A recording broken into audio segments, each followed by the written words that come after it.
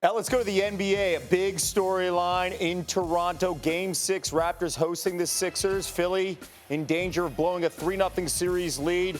Seth Greenberg joining me on the highlight. And this is what we saw from James Harden, setting the tone in the offense in the first quarter. That ball screen with Embiid getting downhill, getting to the rim. Anytime he gets a paint touch, something good happens. Doc said Thursday's shoot-around was bad, and then he knew this team was ready. Third quarter, Tyrese Maxey in that comfort zone, 15 points in the quarter. Knocks down that three, but again, Harden seeing it. You got to overhelp on Harden. The ball comes right back. Maxey knocks down the open jumper. 25 points, 8 assists for Maxey. That was the vintage Harden right there. That little step-back triple that he had. 22 points, 15 dimes. Then Maxey to Embiid, and Embiid, he loves being the heel in that crowd. Look at him right there waving, and the Raptor fans getting the business. A 7-foot Euro step. That reminds me of Perk's footwork. Oh, we're going to have Perk in a matter of minutes. 33 and 10 from the process.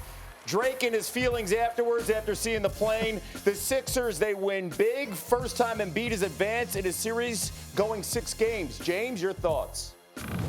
We weren't going back to Philly for Game 7. We had opportunities these last few games to put them away, and we just didn't. So I wanted to come out and be aggressive.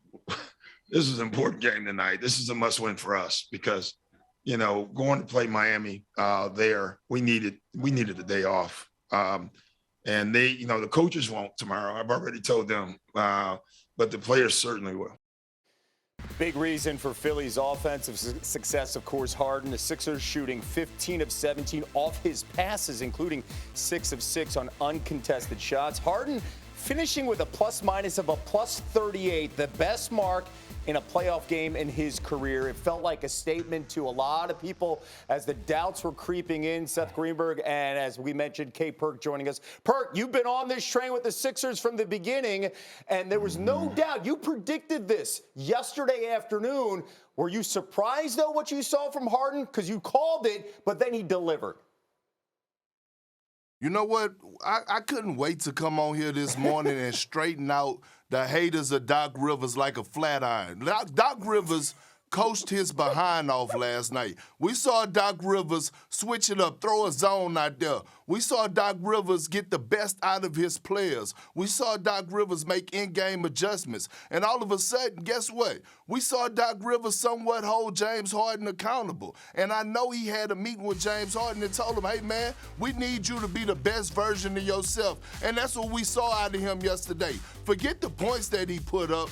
Look, it was the facilitating for me, making others around him better. And all of a sudden, he looked a little bit faster yesterday. He looked a little bit angry. He played with a little bit more swagger. And I think that comes with the confidence of playing alongside one of the most skilled players in the game today, one of the most skilled centers in the game to ever play the game of basketball in Joel Embiid. And with the injuries that the Miami Heat have right now, look, I have this series going 7. But if Kyle Lowry and Jimmy Butler are not 100%, the Philadelphia 76ers is going to win this series. Oh, Perk, don't do that to me. Let me enjoy right now. The guy lost his mind. Up 20, right. He thought he was losing last night. So let's just one day at a time. Let's just talk about what we saw last night here, Seth. Because, again, Embiid, after Game 5, talked about Harden not being aggressive. He took 11 shots in that Game 5 loss. Last night, he took 12 shots. What's the difference on what you saw? Every time he gets a paint touch, something good happens. I mean, look, they're 61 for 91 when he is the facilitator. That's what they shoot from the field. He makes the game so much easier for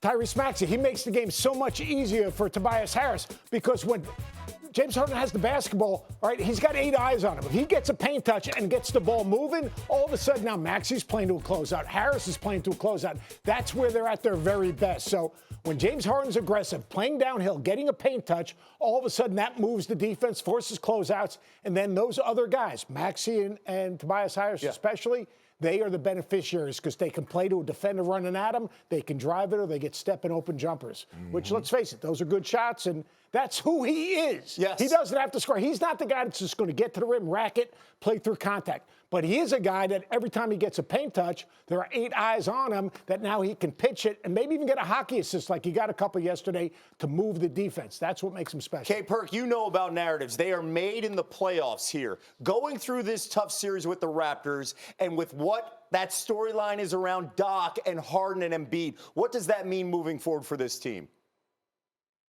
You know what? It means everything because, look, you have to go through a little adversity. And I think going against the Toronto Raptors with their length, their size, their athleticism, proved that they can overcome anything in a hostile environment. But when it comes to having the best player in the series, for a guy like Joel Embiid who could be that every single night, look, I love Philly chances. I'm not counting the Miami Heat out. They have a well-coached team, great defense. But right now, Doc Rivers is angry. Doc Rivers have a lot to prove just as much as James Harden and Joel Embiid.